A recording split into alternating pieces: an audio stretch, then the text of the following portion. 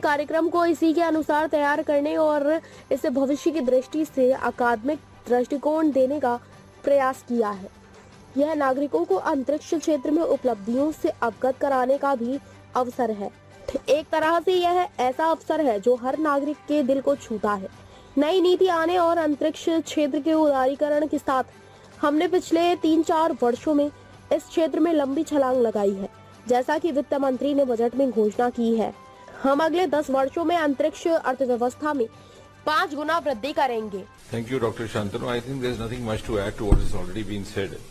As all of us know, on this day last year, the 23rd of August, India made history by landing one of its missions and becoming for the first in the world to have landed on the south pole of moon, the Chandrayaan 3.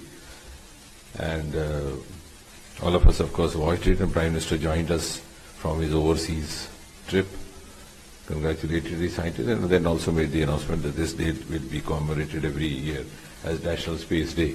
And this significantly happens to be the first National Space Day being observed by us. And therefore, we wish to do it in a manner that is befitting of the occasion. And I would rather say that it's not only a day of celebration, it's also a day of reflection and retrospection, and also of a roadmap charting for the future.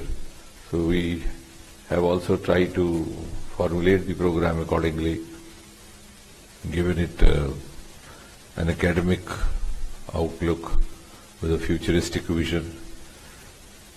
And as was being said by Dr. Shantanu, it's also an occasion to make the citizens aware, the youngsters particularly aware of the achievements done in the space sector in the last few years. And somehow, or rather I would go to the extent of saying that because of the successful landing of Chandrayaan, it's not only the interest in space which has generated all across the country. Suddenly there's a huge amount of interest in science, technology, innovation, startup across the sectors.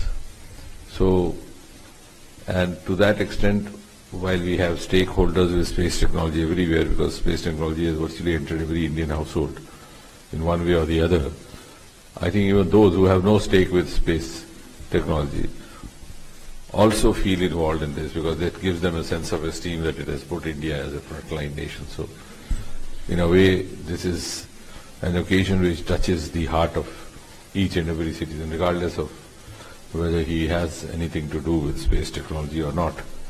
So that also gives us an advantage and an opportunity to reach out to the citizens. They are very receptive to this, to what is happening or what's going to take place on this day. And as he said, with the new policy coming in, the liberalization of the space sector, we have now made a quantum leap in the last 3-4 years. We were just one-digit startup, now we are nearly 300. And as the finance minister announced in our budget, we are going to be having a 5-time increase in the space economy over the next 10 years, from $8 billion to nearly $44 billion. So I think that's also a future vision for 2047, as space economy becomes an important component of the future Indian economy.